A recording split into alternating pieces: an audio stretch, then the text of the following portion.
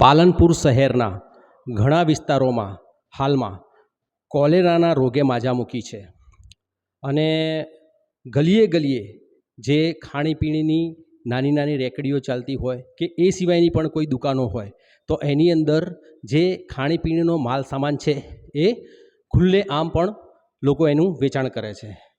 તો હવે ટૂંક સમયમાં વરસાદનું પણ આગમન થશે, જેના લીધે મચ્છરજન્ય રોગો અને પાણીજન્ય રોગો પણ ફેલાવાની ભીતિ રહેલી છે.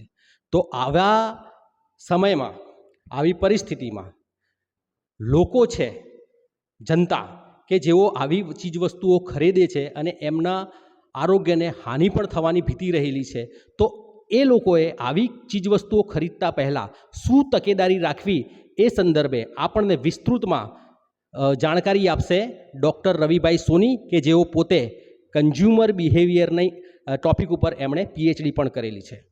રવિભાઈ, આ મેં જે બાબત આપની સામે મૂકી છે એ સંદર્ભે આપ જનતાને શું સૂચન કરશો?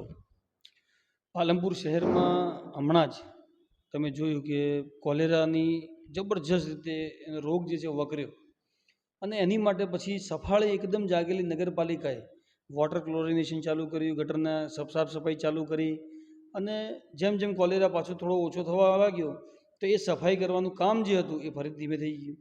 ફરી પાછું જે ક્લોરિનેશન કરવાનું હતું એ ધીમે થઈ ગયું અને ધીમે ધીમે પાછું બંધ પણ થઈ જશે. ફરી એ જ ગટરો ઉભરાશે, ફરી એ જ રસ્તા વચ્ચે પાણી ચાલતું હશે, ફરી એ જ પીવાના પાણીમાં દૂષિત પાણી મિક્સ થયું હશે. મતલબ એવો થઈ રહ્યો છે કે પ્રજા થોડીક જાગૃત બને અથવા પ્રજાને થોડી વધારે તકલીફ પડે અને જો એ મીડિયામાં આવે અથવા સોશિયલી વધારે જો એની ઇફેક્ટ આવે તો જ તંત્ર કામ કરશે, એવું આ લોકો આપણને બતાવવાનો પ્રયત્ન કરી રહ્યા છે. એ નગરપાલિકા હોય ચાહે તંત્રનું કોઈ પણ તંત્ર હોય, પ્રજાએ હવે આપણે જાગૃત ના રહ્યા તો ભરતભાઈ મરવાનું આપણે છે. એ લોકો તો એસી ચેમ્બરમાં બેઠા બેઠા આપણા માટે નિર્ણયો લઈ રહ્યા છે, પણ આપણે તો મર્યા પછી એ લોકો નિર્ણય લેશે. આપણે બીમાર પડીશું, આપણે દવાખાનામાં હોઈશું, આપણે મરી જઈશું, પછી એ લોકો નિર્ણય લેશે કે અમે પાણીમાં હવે ક્લોરિનેશન કરવા જઈ રહ્યા છીએ. પછી મરી ગયાનું શું? એના પહેલાં તમે શું કર્યું? તો તંત્ર આવું જ છે. અને હું ચોક્કસ એવું માનું છું કે જ્યાં સુધી આવા લોકો બેઠા હશે કે જેને ટકાવારી, કમિશન એના સિવાય કંઈ સૂઝતું નથી, જેનો કોઈ ધંધો નથી, એ ત્યાં જઈને કરોડપતિ થઈ ગયા, જેને કોઈ ગામમાં 500 રૂપિયા ના હાલે એ લોકો ત્યાં ટકાવારીઓ લઈ અને કરોડપતિ બની ગયા, એ લોકો તમારા હિતની વાત ક્યાંથી કરશે? એને તો એક જ વસ્તુ દેખાય છે કે મને શેમાંથી શું મળે છે અને પ્રજા મરે એ વખતે અમે કંઈક વિચારીશું. તો પ્રજાએ જાગૃત બનવું પડશે. હવે પ્રજાએ જાગૃતિની અંદર માત્ર કોલેરા જ નહીં, જેટલા પણ પાણીજન્ય રોગ છે, જેટલા પણ મચ્છરજન્ય રોગ છે, એની અંદર તમે ચોક્કસ સારી વાત કરી કે હવે વરસાદ આવવાનો સમય થઈ ગયો છે. એક બાજુ ગટરો ઉભરાય છે અને બીજી બાજુ જો આ વરસાદ પડે તો એનું પણ પાણી, જેટલી પણ ગંદકી છે એને સાથે લઈ અને એક હોળા સ્વરૂપે અથવા એક ગટર સ્વરૂપે એ પણ વહેવાનું છે, ક્યાંક ને ક્યાંક ભેગું થવાનું છે, ક્યાંકને બાજુમાંથી વહેશે તો મચ્છર ઉત્પાદન જે છે એ 1,00,000% વધવાનું છે. હવે એના માટે પ્રજાએ શું કરવું?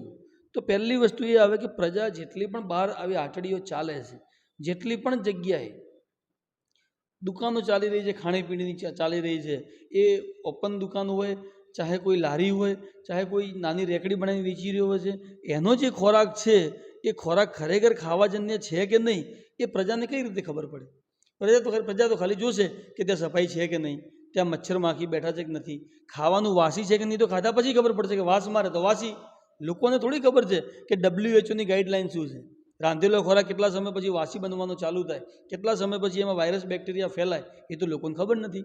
એ જનજાગૃતિની જરૂર છે અને એ જનજાગૃતિ માટે જે પણ લોકો પુરવઠા અધિકારીઓ છે અથવા જે પણ લોકો અહીંયા ફૂડ વિભાગથી જોડાયેલા છે એ લોકો પ્રજાની જાગૃતિ માટે કરી અને સીધી પ્રજાને ખબર પડે એવી કંઈક મુહિમ ચલાવવી જોઈએ. નહીં કે ઓન પેપર ચલાવી અથવા એક ઇન્ટરવ્યૂ આપી દીધું પતી ગયું. ના, પ્રજા સુધી પહોંચવા માટે તમે શું કર્યું?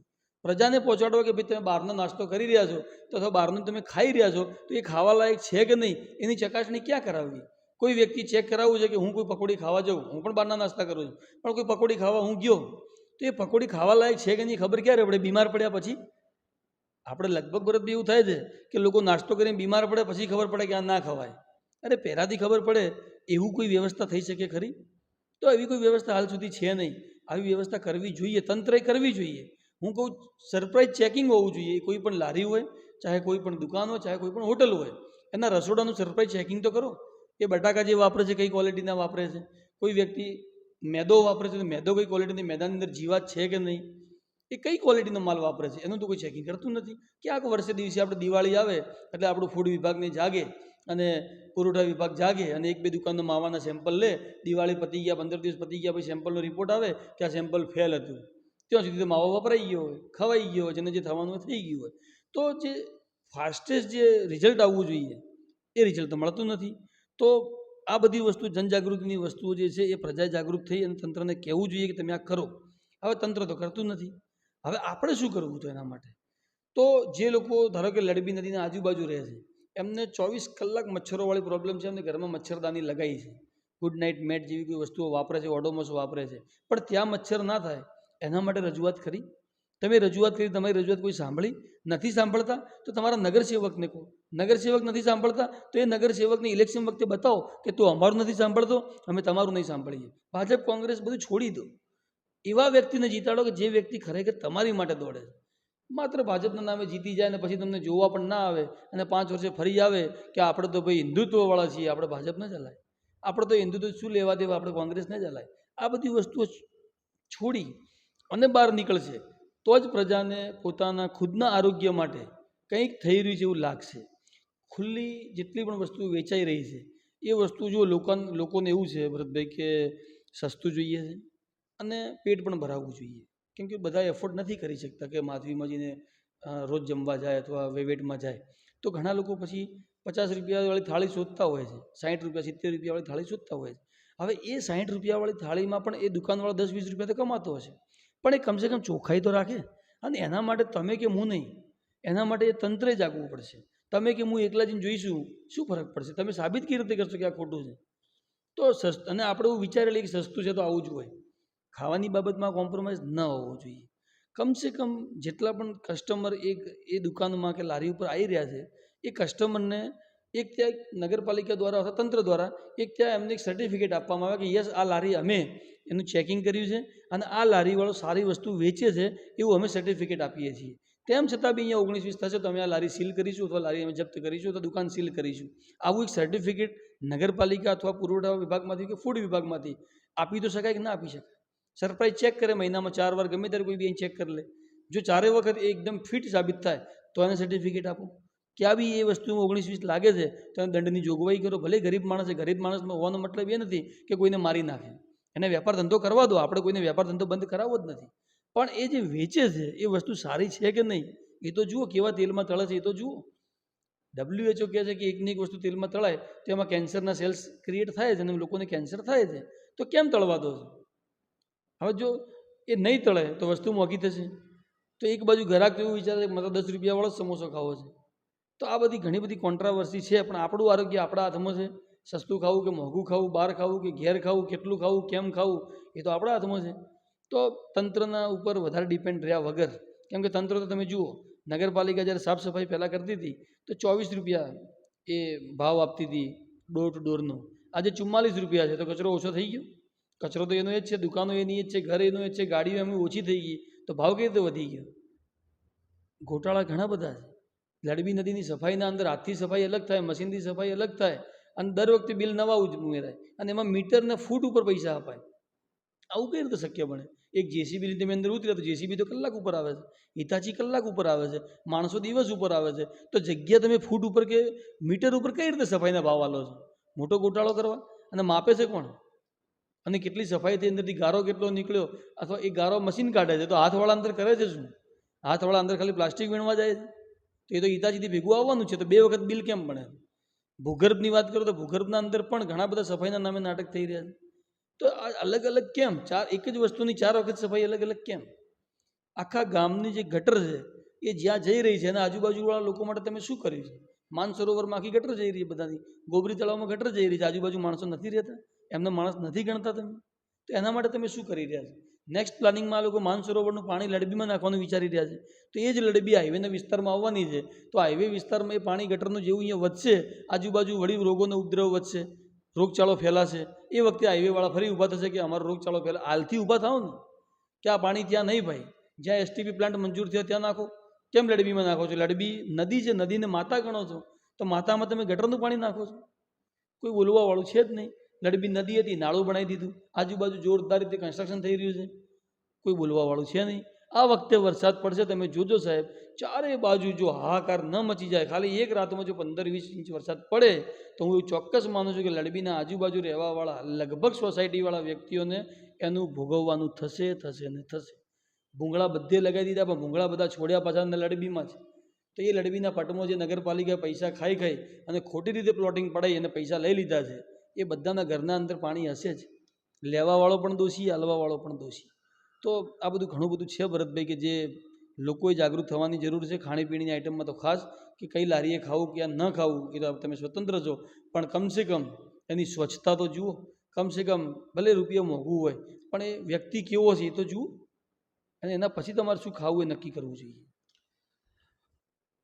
કોટ વિસ્તારની અંદર કોલેરા વકર્યો હતો, અને ત્યાં આગળથી જે નાળાની અંદર પાણી વહે, મતલબ એનો ફ્લો જ્યારે સ્ટાર્ટ થાય છે, એ ફ્લો તમારો જે વોર્ડ છે એ વિસ્તારમાં થઈને છેક આકેસણ ફાટક અને એનું જે નવું તળાવ બન્યું ત્યાં સુધી જાય છે. હવે સ્વાભાવિક છે કે જે એ ગટરનું પાણી છે જ્યાંથી પસાર થતું હોય ત્યાં આગળ જે કંઈ રોગના વાયરસ હોય ત્યાં ફેલાવાના તો છે જ. ગઈકાલે તમારા જ વિસ્તારના એક બચુભાઈ માળી કરીને છે, એમણે અમારા ન્યૂઝમાં એમણે પોતાની રજૂઆત કરી, અને એમણે એવું કીધું કે આ બધું જ પાણી ગેરકાયદેસર રીતે બિલ્ડરો પાસેથી પૈસા ખાઈને નગરપાલિકાના અમુક સત્તાધીશોએ આ મને કરોડોનું નુકસાન પણ અપાયું છે, અને આ રીતે ગેરકાયદેસર રીતે આ બધી પ્રવૃત્તિઓ આદરી છે. તો જે લડબીને પણ એ લોકોએ ઢાંકી નાખી છે, બિલ્ડર્સ લોકોએ. તો પ્રજાના પ્રતિનિધિઓ કે જે વોટ માગવા જાય ત્યારે મોટા મોટા વાયદાઓ કરે છે, અને એ પછી દેખવા પણ નથી આવતા, એવા પબ્લિકના જ આક્ષેપો છે. તો ચૂંટણી સમયે કેવી વ્યક્તિને ચૂંટવીને કેવી વ્યક્તિને ના ચૂંટવી, એ સંદર્ભે આપ શું સૂચિત કરશો જાગૃતિ માટે, પબ્લિકમાં જાગૃતિ માટે?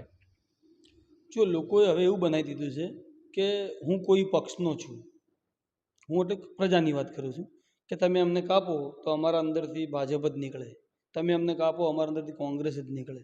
કોઈના અંદરથી સારો વ્યક્તિ નીકળે છે?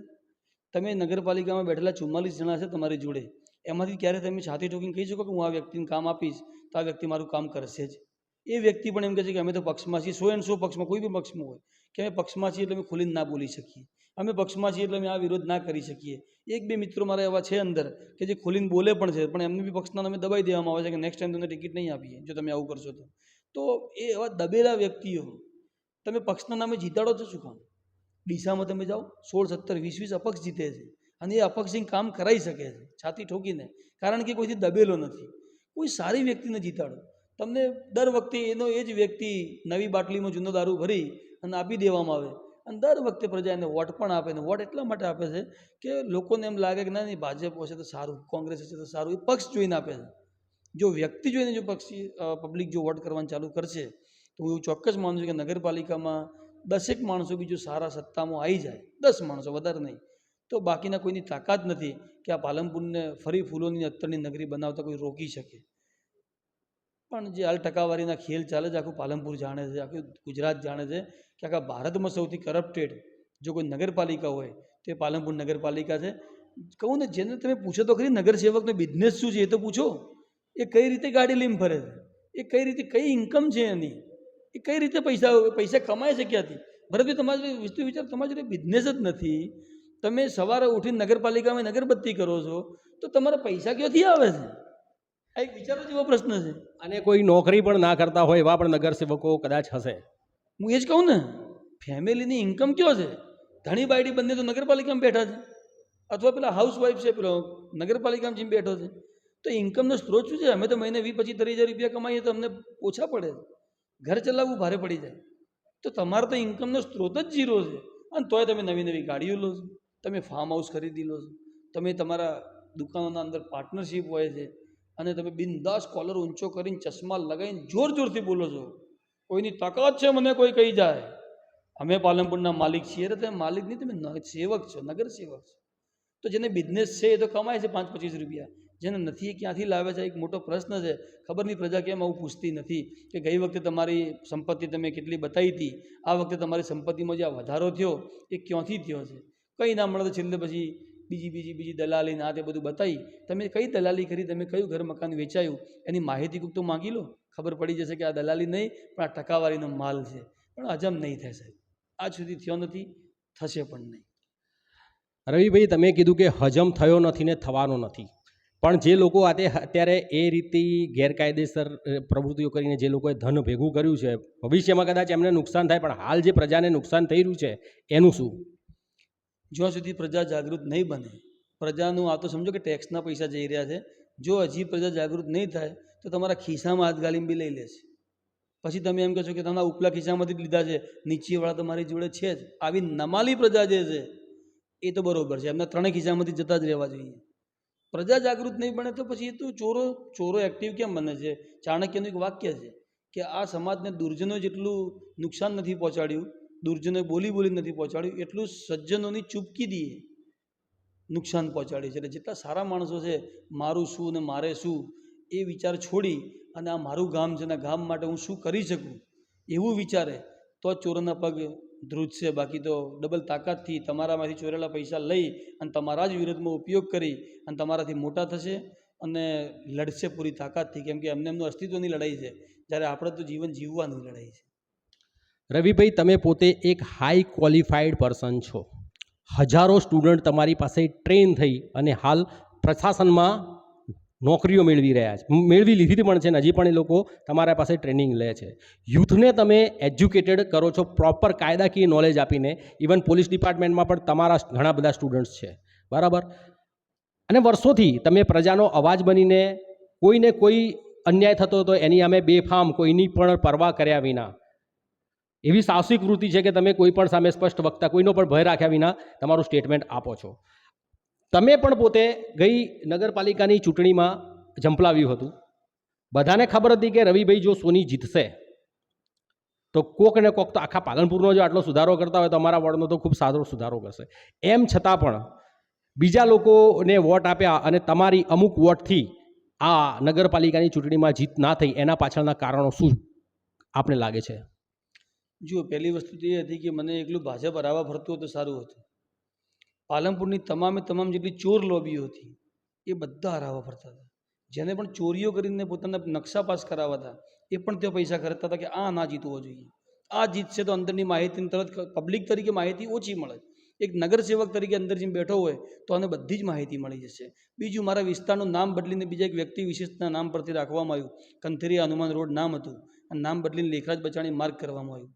એ વખતે પણ મેં વિરોધ કરેલો કે ભગવાનનું નામ છે, ભગવાનનું રહેવા દો, કોઈ વ્યક્તિ વિશેષનું નામ ના હોવું જોઈએ. તો એ માટે પણ એ મુદ્દો પણ જે તે સમાજે પોતાના માથે લઈ કે અમારા સમાજનો વિરોધ છે.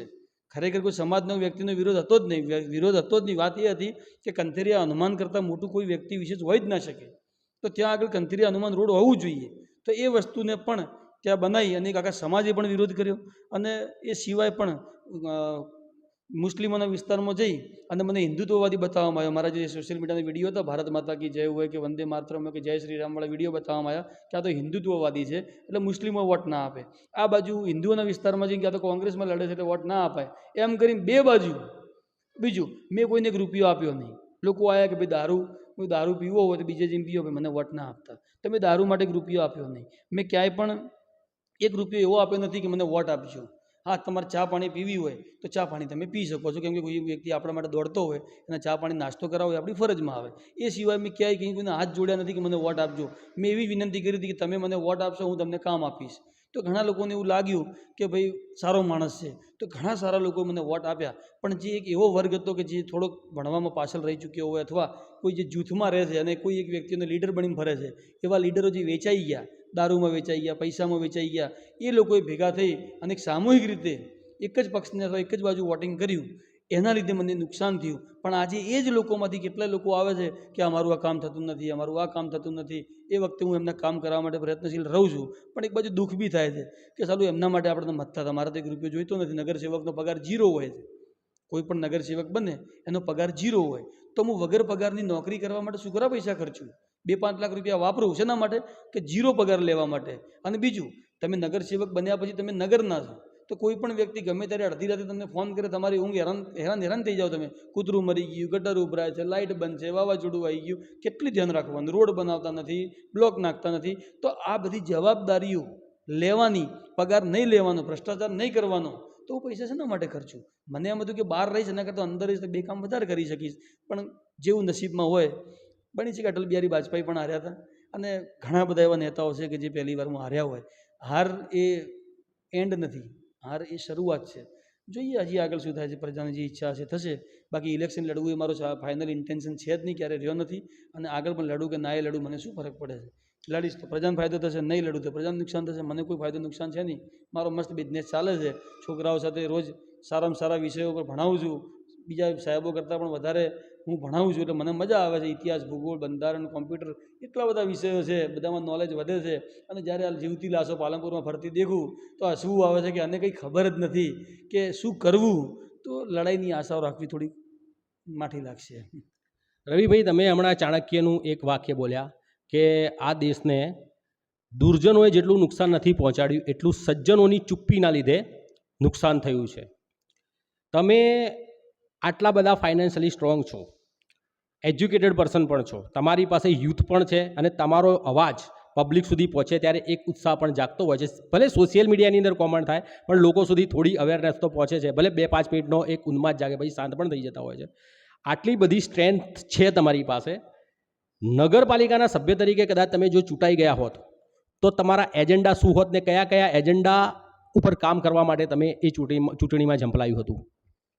ચોક્કસ કહું કે લોકોના એજન્ડા એવા હોય છે કે લોકોને એવું લાગે કે મારા વોર્ડમાં સફાઈ થાય છે, નગરપાલિકા મસ્ત કામ કરે છે. મારા વોર્ડમાં સ્ટ્રીટ લાઇટ નંખાઈ ગઈ, નગરપાલિકા મસ્ત કામ કરે છે. મારા વોર્ડનો રોડ બની ગયો, નગરપાલિકા મસ્ત કામ કરે છે. મારા વોર્ડની અંદર ગટરો ઉભરાતી નથી, નગરપાલિકા મસ્ત કામ કરે છે. અરે આ તો નગરપાલિકાની જવાબદારી, આને કામ ન ગણાય. સફાઈ થાય એ કામ ગણાય? એ તો નગરપાલિકા સફાઈ વેરો લે છે, રોડ ટેક્સ લે છે, સરકારી સ્કૂલનો વેરો તમારી જોડે લેવાય છે, દીવાબત્તી વેરો લેવાય છે. આ નગરપાલિકા ઉપકાર નથી કરતી, નગરસેવક ઉપકાર નથી કરતા કે ત્યાં સફાઈ કરાવડાવે છે. એને કરાવવી પડે, એની જવાબદારીમાં. ઇવન નગરસેવકે તો આ બધી વસ્તુ કહેવાની આવતી જ નથી. એ તો નગરપાલિકાની જવાબદારી છે, એ તો લિસ્ટમાં હોય, એનો ટેક્સ ઉઘરાવે, એનો ટેન્ડરિંગ થાય છે. ખરેખર વર્ક કોને કહેવાય? મેં તો લિસ્ટ બનાવી દઉં આખું કે જો હું જીતીશ તો મારા વોર્ડની અંદર હું લાઇબ્રેરી બનાવીશ. શેના માટે લાઇબ્રેરી? કે જે વૃદ્ધ વ્યક્તિઓ છે એ ટાઈમપાસ કરી શકે, ત્યાં બેસીને સારું સારું રીડિંગ કરીને. જે યંગસ્ટર છે એ સ્પર્ધાત્મક પરીક્ષાઓ માટે હોય તો એના માટે રીડિંગ કરી શકે. એ સિવાય બી ધારો કે એને કોઈ સારી નોવેલ્સ વાંચવી છે, કોઈ બાયોગ્રાફી વાંચવી છે, કોઈ સારા વ્યક્તિ વિશે વાંચવું છે, અને બિઝનેસમાં આગળ જવું છે તો બિઝનેસની નીચે આગળ આત્મકથાઓ હોય, અથવા બિઝનેસમેન કઈ રીતે સફળ થયા એના પુસ્તકો હોય, એ ત્યાં બેસીને રોજ એસી લાઇબ્રેરીમાં વાંચી શકે. એ સિવાય એ લાઇબ્રેરીની ઉપર એક જીમ હોય, એ જીમની અંદર યુથ રોજ સવાર પડે અને 100-200 દંડ મારી શકે, થોડી સામાન્ય કસરત કરી શકે. હું હાઈફાઈ જીમની વાત નથી કરતો, પણ સામાન્ય એક એવું જીમ બનાવું કે જ્યાં વ્યક્તિ વગર પૈસે ત્યાં જઈને જીમ કરી શકે. તો એક જીમ, મારી લાઇબ્રેરીનું જીમ, એક લાઇબ્રેરી. એ સિવાય કોમ્પિટિટિવ એક્ઝામ માટેના ક્લાસીસ મારા વોર્ડ પૂરતા તો હું ચોક્કસ ત્યાં ચલાવત, મફતમાં ચલાવત. આ મારું વિઝન હતું. એ સિવાય નાના બાળકોને અને વૃદ્ધ વ્યક્તિઓને બેસવા માટે એક નાનો બગીચો હોય છે, નગરપાલિકાની જગ્યા જે દબાણ કરીને કોઈએ પચાવી પાડી હોય એ ખાલી કરાવડાવી અને ત્યાં બગીચો બનાવો. એ સિવાય મારા વિસ્તારના રોડ પહોળા હોય, દબાણ ન હોય. અને જેવું તમે શું, દબાણ બધાને ખૂબ ગમતું હોય છે કે મારા ઘર આગળ ઓટલા આગળ ગડી આગળ ચાટ, આટલો વિસ્તાર મારો. એ બધું હટાઈ અને ત્યાં સીધું વૃક્ષોનું વાવેતર. દરેક ઘર આગળ એક વૃક્ષ હોત, એ ફ્રૂટ ટ્રી હોત તો ટેક્સના અંદર એની રાહત મળે. એવું ચીફ ઓફિસર સાહેબને કહી, અથવા બધા નગરસેવક ભેગા મળી કે જેના ઘર આગળ એક મોટું ઝાડ હોય એને ટેક્સમાં રાહત આપો. એ વ્યક્તિ જો ફ્રૂટ ટ્રી વાવે તો 2% બીજું એને રાહત આપો. સાહેબ આખું પાલનપુર, જો હું વોર્ડ નંબર 3માંથી જીત્યો હોત તો મારો વોર્ડ તો હું એવો હરિયાળો બનાવત. એમાં કોમ્પિટિટિવ એક્ઝામના ક્લાસીસ ચાલુ કરાવડાવત, જીપીએસસીના ક્લાસ ચાલુ કરાવડાવત. એ સિવાય ત્યાં જીમ હોત, બગીચાઓ હોત. આને કહેવાય વિકાસ. અને વ્યક્તિને સાંજ પડે એ વોર્ડમાં ફરવા જવાની ઈચ્છા થાય, આખો વોર્ડ ક્લીન દેખાય, એને કહેવાય વિકાસ. સાફ સફાઈ રાખવી અને ગટરો ના ઉભરાવા દેવી એ તો જવાબદારીઓ છે. મારું વિઝન આ હતું. પણ હવે ભગવાનને કંઈક બીજું મંજૂર હશે તો આજે બી સિમેન્ટના બ્લોક નાખવા કે સિમેન્ટનું પ્લાસ્ટર કરવું એની લડાઈઓ ચાલે છે. હવે આ કોઈ લડાઈઓ છે? આ વિકાસ છે? રવિભાઈ, માનસરોવર જે તળાવનું શુદ્ધિકરણ કરીને લાખો જીવોનો ફાયદો કરાયો, ફાયદો ઇન ધ સેન્સ કે એમને તમારા જીવને બચાયા, તમે જે મોટું મહાપુણ્યનું કાર્ય કહી શકાય. પ્રશાસનનો તમને એમાં શું સપોર્ટ રહ્યો? જો માનસરોવરનું સ્ટાર્ટિંગ જ્યારે હતું એ વખતે મેં ઘણા બધા પ્રશાસનિક લોકોને કીધું હતું કે ભાઈ આ વેલના લીધે જે બી ઉપર કુંભી વેલ આવી ગઈ છે, જળકુંભી, એના લીધે અંદરના જળચર જીવ મરી રહ્યા છે, એને બચાવવા જોઈએ. હું એમ નથી કહેતો કે તળાવનું તમે હાલનાલ બ્યુટિફિકેશન કરો, લોકોને ફરવા આવું છે, મોડું થાય છે, ફટાફટ કરો, એ વાત કરી જ નથી. પણ જ્યારે કોઈને જીવન મરણનો પ્રસંગ હોય અથવા એ સવાલ હોય તો એનું તો ફટાફટ થવું જોઈએ. કોર્ટ બી આ માને છે, પ્રાકૃતિક ન્યાય પણ આ માને છે. કોઈ મરતો હોય તો પહેલાં બચાવવો જોઈએ, બીજી બધી વસ્તુ પછી કરો તો ચાલે. એ લોકોએ ના કર્યું. મને મહિનો કીધો, 2 મહિના કીધા, 3 મહિના કીધા. પછી મને ખાનગીમાં નગરપાલિકામાંથી જ કહેવામાં આવ્યું કે ભાઈ કશું થવાનું નથી, અમે નહીં કરી શકીએ. તો પછી મને એમ લાગ્યું કે ચલો ભાઈ કોઈ ના કરે, હું બીજાને ક્યાં કરું, ચલો હું ટ્રાય તો કરું. તો પહેલા દિવસે તો મેં ખાલી પ્રતિકાત્મક રૂપે કર્યું હતું કે ચલો ભાઈ હું કરું છું, હવે તમે કરવાના છો, ન્યૂઝમાં આવ્યું, હવે તો કરો. તેમને ના કર્યું. તો એ તડકાની અંદર, ગટરની અંદર ઉતરીને લોકફાળાથી, અને મારા ઘરના ખર્ચા બી એમાં 25,000 તમારા ઘરના અંદર ગયા જ છે, લોકફાળાથી બધું કરી અને લગભગ 4 થી 6 મહિના સુધી એ મજૂરી કરી અને તળાવ લગભગ ખુલ્લું કર્યું હતું. એના પછી નગરપાલિકાએ ટેન્ડરિંગ કર્યું, આ તે બધું કરી અને હાલ નગરપાલિકાનું કામ કરવાનું ચાલુ કર્યું છે. હાલ અચાનક વેલ થોડી ઓછી થવાની ચાલુ થઈ ગઈ છે. હવે શંકાને સ્થાન છે કે કોઈ અંદર દવા બીજી નાખીને વેલ બાળવામાં આવી રહી છે કે ભાઈ કાઢવામાં આવી રહી છે, હજી સુધી મને ખબર નથી, પણ એ તપાસનો એક વિષય છે, એ પણ જોઈશું. અને જેમ માનસરોવરમાં જીવ બચાવવા માટે 6 મહિનાઓ જો મથી શકતો હોય તો આગળ પણ એ જીવ ન મરે એની માટે હું ટ્રાય તો કરીશ જ કે બચાવી શકું. હું ભગવાન તો નથી, પણ પ્રયત્ન એવો ચોક્કસ કરીશ કે જીવને એવું લાગશે કે આ ભગવાન જ છે. પાલનપુરના એરોમા સર્કલના ટ્રાફિક વિશે તો અત્યારે આખા દેશ દુનિયાના અંદર વાતો ચાલી રહી છે. હા, અને રોજે રોજ કંઈક ને કંઈક ત્યાં આગળ એવી ઘટનાઓ બને છે કે જેના લીધે લોકો હેરેસ થઈ જાય છે. અને એ બાબતે તમે પણ ઘણી બધી રજૂઆતો કરેલી છે. હાલ શું કામગીરી છે એ બાબતે? ઇલેક્શન પહેલાં, લોકસભાનું ઇલેક્શન થયું એની પહેલાં તમામ જેટલું બી તંત્ર હતું દોડતું હતું જોરદાર, કે આજુબાજુ ઝાડ કાઢી નાખ્યા, લેફ્ટ સાઈડ કોરિડોર બનાવી દીધા, બ્રિજ પહેલાં મંજૂર થયો, એના મોટા હોર્ડિંગ્સ લાગી ગયા, અને જે સત્તાધીશો હતા એમને બુકે લેતા અને જાહેરમાં પબ્લિકનો આભાર ને આનો આભાર ને મુખ્યમંત્રીનો આભાર ને કેટલા આભાર વિધિના પોસ્ટર લાગી ગયા. પછી એ કેન્સલ થયું, એનું પોસ્ટર ના લાગ્યું કે ભાઈ આ બ્રિજ અમે કેન્સલ કરીએ છીએ. અને પછી આ લેફ્ટ સાઈડ કોરિડોર બનાવવાની ખબર નહીં કોને વિચાર આવ્યો, અને વચ્ચેનું સર્કલ કે અમે કાઢી દઈશું. આ વચ્ચેનું સર્કલ કાઢવાનો જે વિચાર ભલે જેને બી આવ્યો હોય, એ એન્જિનિયર છે કે નહીં મારું જાણવું નથી, પણ દુનિયામાં એવું કોઈ સર્કલ નથી. હું લંડનમાં રહીને આવ્યો છું, હું દુબઈ ફર્યો છું, હું ભારતના ઘણા બધા સારા શહેરોમાં ફર્યો છું, એ ચંદીગઢથી લઈ અને ગોવા સુધી હું જ્યાં પણ ફર્યો છું, જ્યાં પણ સર્કલ મોટું આવ્યું છે ત્યાં વચ્ચે સર્કલ છે જ. આ પહેલી વાર આવું મેં જોયું છે કે આટલું મોટું સર્કલ તમે કાઢી અને 0-0 કરવાના છો. બીજી વાત, એ લોકો એવું કહે છે કે અમે સિગ્નલ મૂકીશું. તમે 6 મહિના 12 મહિના પહેલાં સિગ્નલ મૂક્યા હતા, એ ક્યાં ગયા? લાખો રૂપિયાના ખર્ચે સિગ્નલ લાવ્યા હતા, એ સિગ્નલ ક્યાં છે? કઈ પોઝિશનમાં છે? ભંગારમાં છે? તમે વાપર્યા કેટલા દિવસ? 1 કલાક? તો શું કોઈ સિગ્નલ 1 કલાક વાપરવાથી બગડી જાય? એના થાંભલા સડી જાય? એની લાઇટો સડી જાય? હવે તમે નવેસરથી સિગ્નલ લગાવવાનો છો, લાખોનો ખર્ચો ફરી કરવાના છો. તો આ બધો ખર્ચો કોની માથે છે? તમારા ઘેરથી લાવો છો? અમારા પૈસા છે, ટેક્સના પૈસા છે. તમે દર વર્ષે ટેક્સમાં વધારો કરી દો છો, જીએસટીમાં વધારો કરી દો છો. અમે દૂધ લેવા જઈએ તો જીએસટી આપીએ છીએ, પાણી લેવા જઈએ તો જીએસટી આપીએ છીએ. અમારા પૈસા લઈ અને તમે સિગ્નલોમાં આ રીતે બગાડી રહ્યા છો. કોઈ પૂછવાવાળું છે જ નહીં. લેફ્ટ સાઈડ કોરિડોરનું કામ જબરજસ્ત ચાલુ થયું હતું. અમને પણ એમ થયું કે હવે પતી જ જશે. જેવું ઇલેક્શન સત્તા પક્ષ હારી ગયો, કામ બંધ થઈ ગયું. હાલ હું જ્યાં પણ નીકળું ત્યાંથી કોઈ કામ ચાલુ જ નથી, મશીનો પડ્યા છે અને કોઈ કામ ચાલુ નથી. યાર, એક રોડ બનાવতে તમને 3-3 મહિના લાગે. આ બાજુ તો બધું ખંડાઈ ગયું છે. હવે શું છે? તો આ કામ જો હાલ એમ કહેવામાં આવે કે માનનીય વડાપ્રધાનીએ પાલનપુરની મુલાકાતે આવવાના છે અઠવાડિયા પછી, તો હું ચોક્કસ શરત મારીને કહું કે અઠવાડિયામાં આ રોડ જે છે એમાં તમને તમારું મોઢું દેખાય એટલું ક્લીન અને રોડ એકદમ મસ્ત બની જાય. પણ એ નથી આવવાના, પ્રજા જ આવવાની છે, તો પ્રજા તો સ્વયં ભોગવતી. એવું તંત્રના અંદર ક્યાંક ને ક્યાંક છે કે અમે પ્રજાના માલિક છીએ. પણ જો લોકશાહી ઢબે, બંધારણના ઢબે તમે જોવા જાઓ તો પ્રજા તમારી માલિક છે. તમે માલિક બની બેઠા છો, ભોગવશું. રવિભાઈ, તમે રોડ રસ્તાની વાત કરી. પાલનપુરના મોસ્ટ ઓફ એવા રસ્તા છે કે ગલીએ ગલીએ બમ્પ જે છે એ જાણે આડોશું મૂકી હોય એ રીતના બમ્પ મૂકી દીધા છે. ઇવન જાહેર રોડ ઉપર તમે જે ફાંસિયા ટેકરાથી કંઈક મફતપુરા સુધી જાઓ તો 38 બમ્પ બનાવેલા છે, એવી પણ પહેલાં રજૂઆતો થયેલી છે.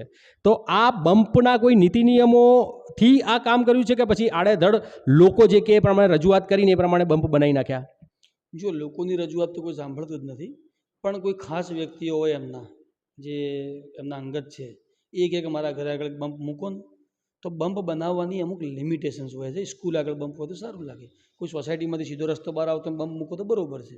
પણ હવે સીધો રોડ છે ને તમે ત્યાં વચ્ચે બમ્પ બી કેવા બનાવો છો ને ખબર બનાવી હોય. ઉપરથી તમે કૂદો તો ગાડીએ તૂટી જાય, કમરના મણકા ખસી જાય, એવા બમ્પ બનાવે. આટલી ઊંચા બમ્પ હોય. કોઈ પણ ગાડી લઈને નીકળો તમે ગાડી અડી જ જાય, એક્ટિવા અડી જાય.